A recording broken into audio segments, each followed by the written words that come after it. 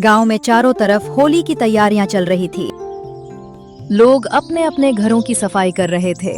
बाजार गुलाल, मिठाई और पिचकारियां से सजा हुआ था। बच्चे गलियों में दौड़ते भागते होली के गीत गा रहे थे। लेकिन गांव के कोने में एक घर ऐसा भी था जहां न रंग थे न खुशियां।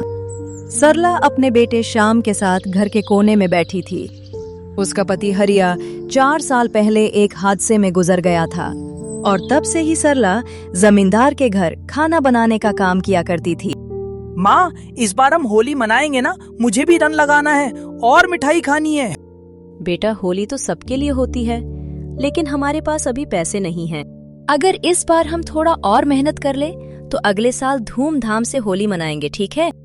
लेकिन माँ, पिछले बार भी आपने यही कहा था और उससे पहले भी। क्या गरीबों के लिए कोई त्योहार नहीं होता? सरला के पास इसका कोई जवाब नहीं था। फिर वो श्याम से कहती है, बेटा, तुम अभी स्कूल जाओ, मैं मालकिन से पैसे के बारे में बात करूंगी। सरला का बेटा श्याम गांव के सरकारी स्कूल में पढ़ता था। सरला उसे स्कूल भेजकर जमींदार के घर खाना बनाने चली जाती है। खाना बनाते समय वो सोचती है, अभी तो मैं 10 दिन पहले मालकिन से पैसे मांगे थे।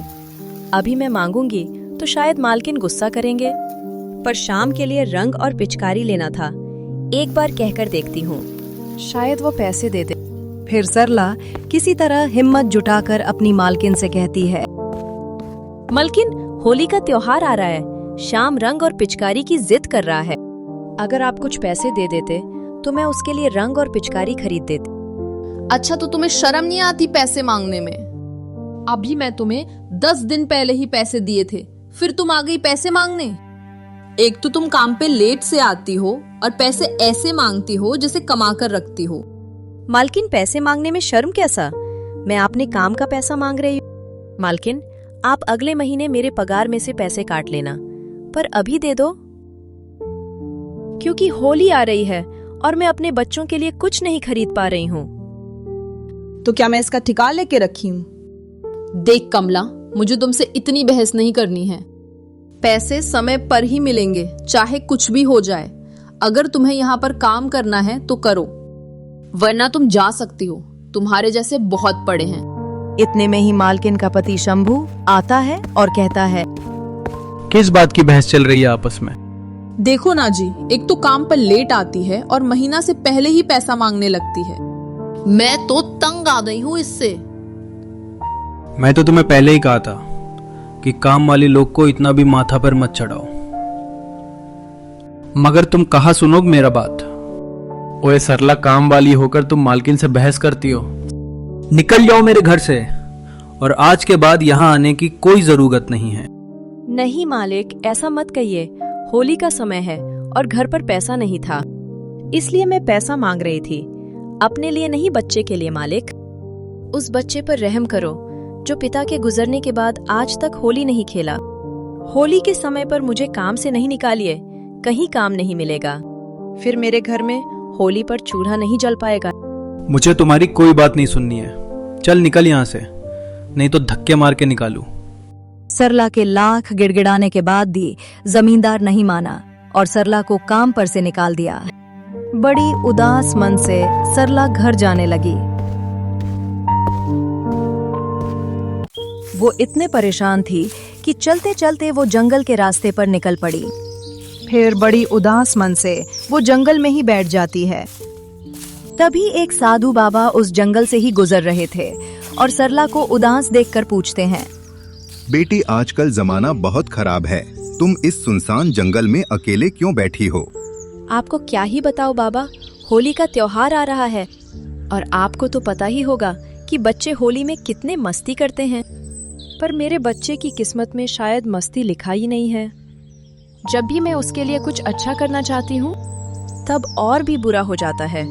मैं जमींदार के घर खाना बनाने का काम किया करती थी, पर जमींदार ने मुझे अब काम से ही निकाल दिया। मुझे समझ में नहीं आ रहा है कि मैं अब क्या करूं। देखो बेटा, उदास मत हो।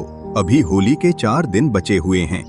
तुम दूसरों के घर में काम करती हो, उससे अच्छा तुम अपना कुछ व्यापार करो। अभी होली का समय है तो रंग और पिचकारी, गुलाल, यह सब अभी ज्यादा बिकेंगे। तुम इसी का व्यापार क्यों नहीं कर लेती हो? पर बाबा, ये सब व्यापार करने के लिए पैसा होना जरूरी है, और मेरे पास तो अभी खाने के लाले पड़े हैं। मैं व्यापार कैसे कर सकती हूँ? तुम कहीं से पैसा उधार ले लो, पर तुम अपना व्यापार करो और खुद का मालिक बन जाओ। बाबा, अगर व्यापार नहीं चला तो मैं उधार के पैसे कहाँ से भरूंगी? नहीं, मैं इतना बड़ा रिस्क नहीं लेना चाहती हूँ। मेरा एक बच्चा है, ऐसे में तो भूखे मर जाएंगे हम लोग। अरे पगली, रिस्क तो हर कदम पर लेना पड़ता है। क्या तुम यहाँ खड़ी हो तो रिस्क नहीं है? जो रिस्क लेता है जिंदगी में वही आगे बढ़ता है। और हाँ, तुम देसी नुस्खे से ही रंग और गुलाल को बनाकर बेचना। अगर तुम्हारा व्यापार नहीं चला तो तुम इसी जगह हमसे आकर मिलना। ये सब कहकर बाबा वहां से चले जाते हैं। फिर सरला एक उम्मीद लेकर घर लौटती है।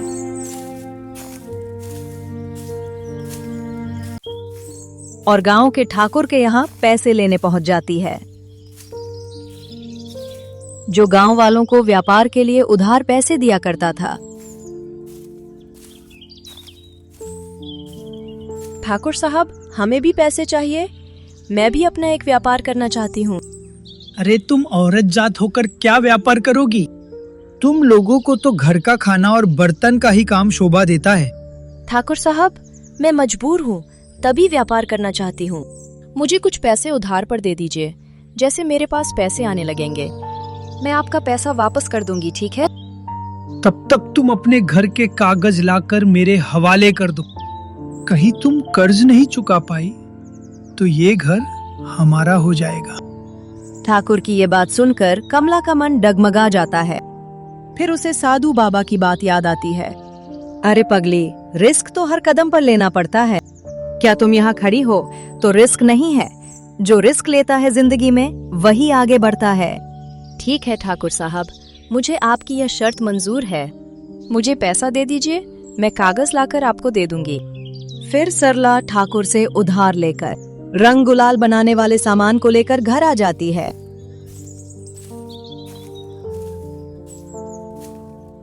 और अपने घर के नुस्खे से ही रंग और गुलाल को बनाती है। और अगली सुबह ठेले पर रंग गुलाल और पिचकारी लेकर गांव की तरफ निकल जाती है। आओ भाई, आओ बहन, ये कोई बाजार का रंग नहीं, ये है अपने हाथों से बना प्यार भरा गुलाल। ना केमिकल ना जलन, बस फूलों की खुशबू और प्यार की मिठास। इस तरह से करके सरला पूरे गांव में रंग गुलाल पिचकारी बेचने लगी, लेकिन कोई उसके रंग खरीदने को तैयार नहीं था। लोग उसकी दुकान के पास से निकल जाते और वो मायूस होकर अपने रंगों को देखती रहती। इस गांव में एक मंगरू नाम का व्यक्ति कई सालों से रंग बेच रहा था। सब मंगरू के रंग ले रहे थे। उनके रंग चमकदार होने के कारण गांव वालों को बहुत पसंद आ रहा था। इतने में एक गरीब बच्चा मंगरू के पास आकर थोड़ी सी रंग मांगता है। मंगरू चाचा, थोड़ा रंग दोगे? होली खेलना है।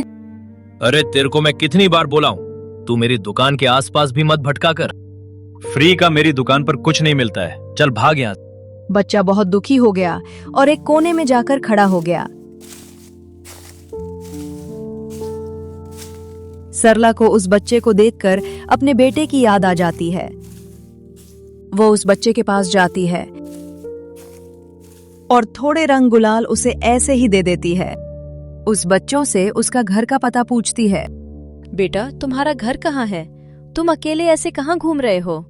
चाची, मेरा इस दुनिया में कोई नहीं है, मैं अनाथ हूँ। ये सुनकर सरला को बहुत दया आती है और उस बच्चे को अपने घर चलने को कहती है।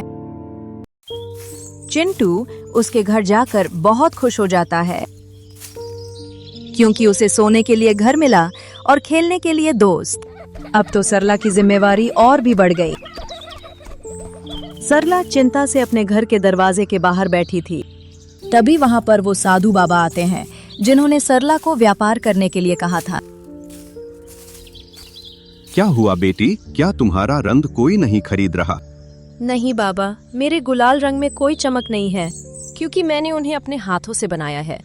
और गांव के मंगरू के रंग गुलाल में बहुत चमक है, इसलिए लोग उनके दुकानों में भीड़ लगा रखा है। तुम चिंता मत करो बेटी, मैं सब देखा हूँ। तुम अपने घर एक अनाथ बच्चे को लेकर आई हो।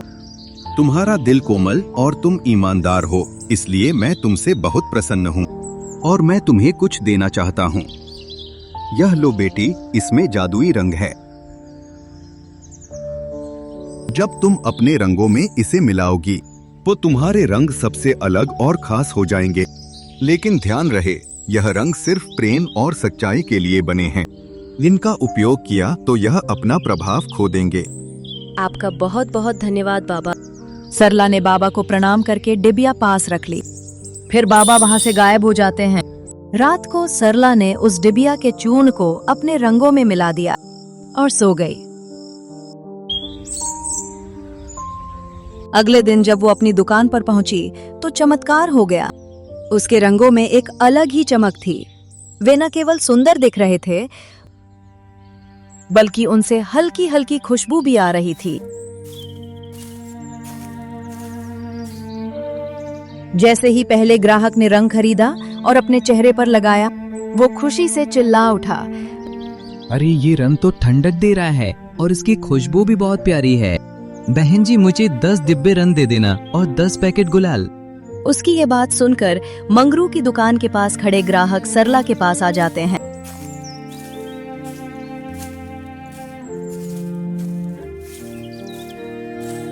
और सरला के गुलाल को उठाकर देखते हैं। तभी सरला बोलती है, भाई साहब, ये गुलाल रंग में घरों में बनाई है, इसमें कोई केमिकल नहीं है। आप बच्चों को भी लगा सकते हो, कोई नुकसान नहीं हो। अच्छा, तो ये बात है। मुझे भी 10 डिब्बे रंग और 10 पैकेट गुलाल दे दो।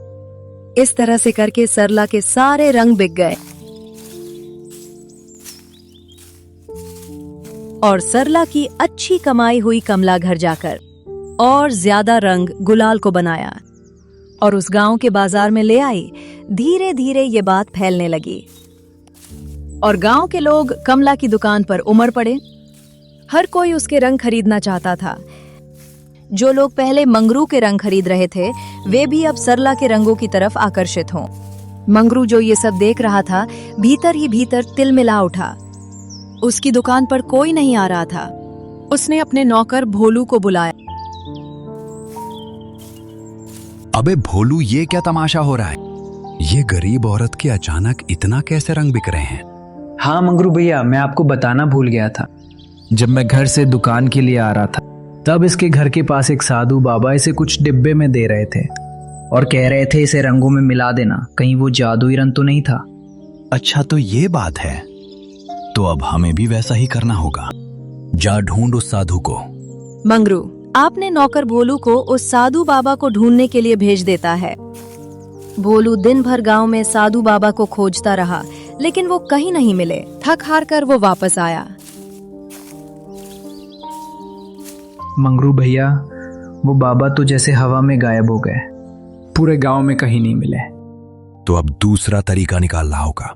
अगर हम साधु को नहीं ढूंढ सकते, तो हम सरला के रंगों में गड़बड़ी कर सकते हैं। फिर मंगरू रात होने का इंतजार करता है। चुपके से सरला की झोपड़ी में जाने की योजना बनाए। उसका इरादा था कि वो सरला के रंगों में लाल मिर्च का पाउडर मिलावट कर दे, जिससे लोग उसके रंगों को खरीदना बंद कर दे। रात के समय जब तीनों सो रहे थे, तब मंगरू अपने एक साथी हरिया के साथ चोरी चुपके सरला की झोपड़ी के पास पहुंचा। फिर मंगरू ने अपने दोस्त हरिया से कहा, देख हरिया, मैं दरवाजे पे खड़ा रहूंगा, तू अंदर जा और उसके रंगों में ये लाल मिर्च का पाउडर मिला दे, जिसे गांव वाले लगाते ही दर्द से कह रहा उठे।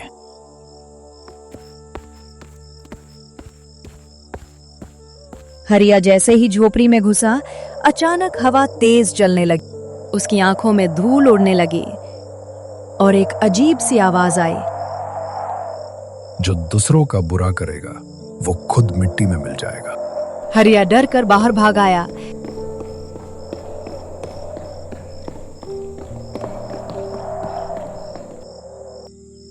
और डरते हुए मंगरू से कहता है, मंगरू भाई, मुझे नहीं लगता हमें ये करना चाहिए।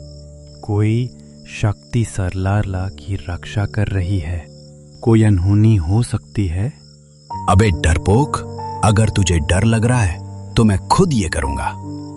फिर मंगरू सरला के घर के अंदर गया।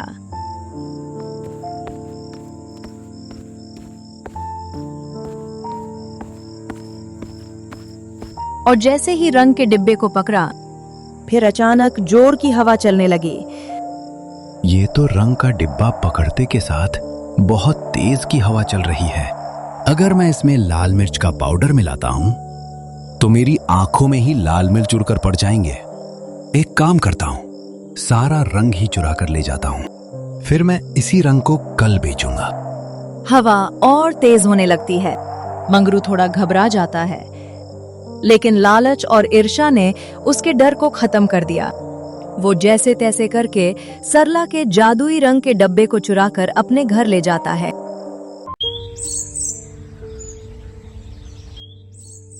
अगले दिन सुबह हुई, सरला ने देखा कि उसका रंग घर से गायब है।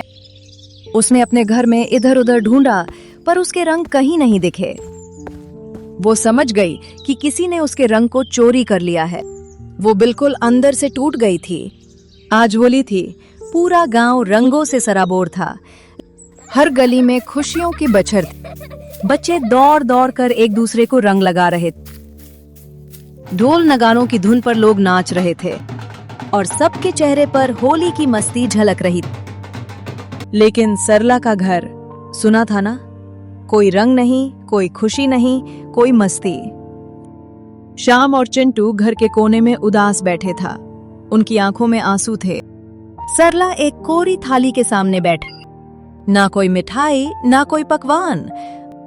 तभी श्याम धीरे से बोलता है, माँ, हम होली नहीं खेलेंगे। सरला ने आंसू पोंछे, लेकिन बोल नहीं पाई। उसकी आवाज गले में अटक गई थी। उधर मंगरू की दुकान पर भीड़ लगी थी। तभी एक व्यक्ति मंगरू से कहता है, अरे मंगरू, तेरा रंग तो वैसा ही चमक रहा है जैसे कल सरला के रंग चमक रहे थे। हाँ भाई, हो सकता है।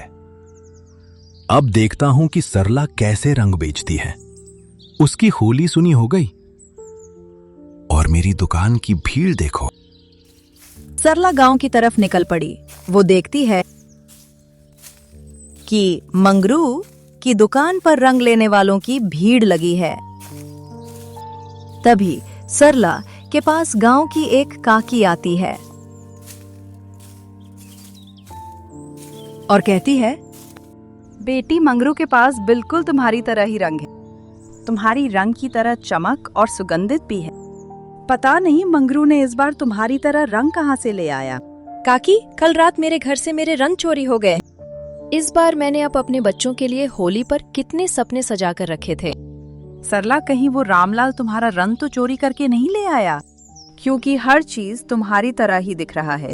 काकी, मुझे भी लगता है कि मेरा रंग मंगरू ने ही चुराया है, क्योंकि कल तक मंगरू की दुकान में रंग खरीदने वालों की भीड़ नहीं थी और सुबह होते ही उसके दुकान पर भीड़ हो गई। ये सब आपस में बात कर ही रहे थे। तभी गांव का एक बुजुर्ग सरला से कहता है,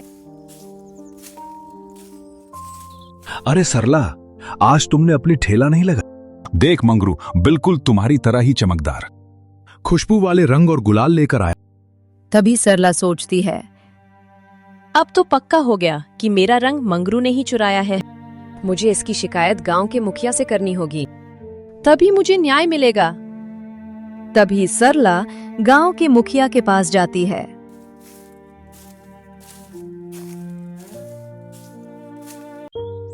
और मुखिया को सारी बात बताती है। तभी मुखिया मंगरू को बुलाता है।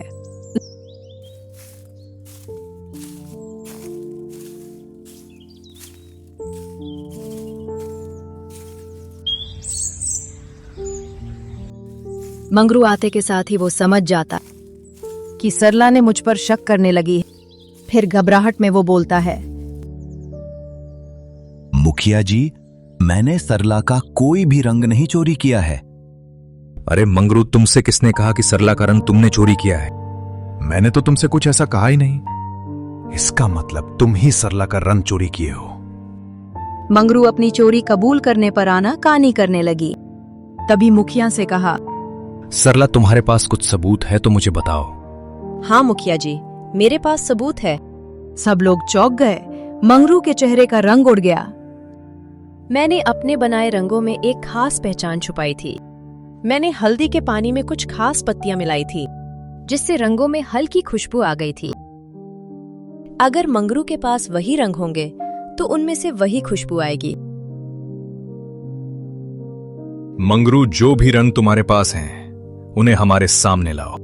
मंगरू अब घबरा गया, लेकिन उसके पास कोई और चारा नहीं था। उसने घर से रंगों की पोटली लाकर सामने रख दी।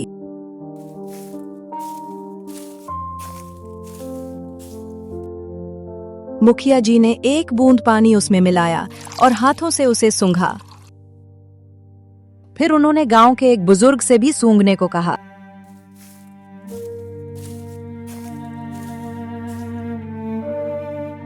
बुजुर्ग ने तुरंत कहा, हाँ, ये तो हल्दी और उन खास पत्तों की महक है जो सरला ही इस्तेमाल करती थी।